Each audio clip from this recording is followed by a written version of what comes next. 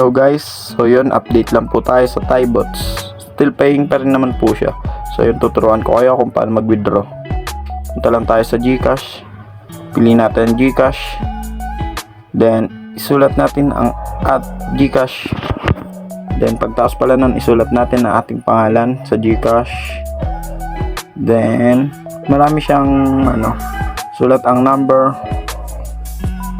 Pero hindi lang naman GCash yung pwede dito. Pwede rin USDT.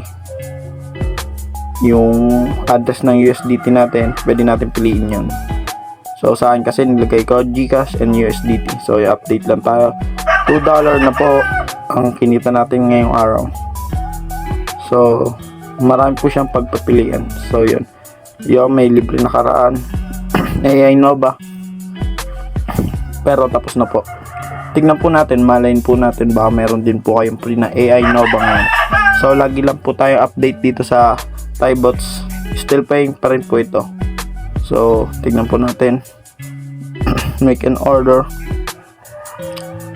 So bali ang kinita po natin, nakapag-withdraw na po pala tayo. So yon. Napakadali lang po nitong apps na to. Papakita ko po sa inyo kung saan po at paano tayo kikita dito.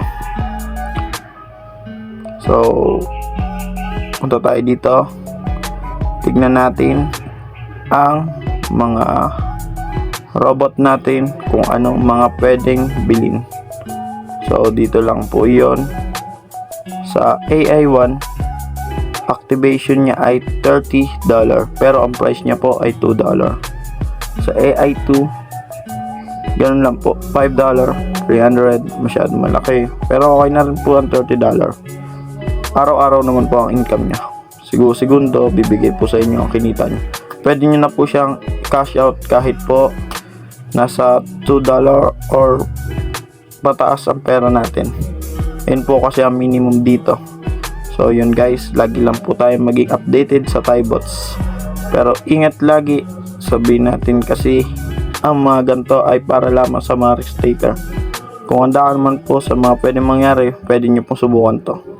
Dahil ako ay kumita. Hindi porket kumita naman po ako ay magpapatuloy to. So yon, ingat lang po tayo lagi. So bye guys.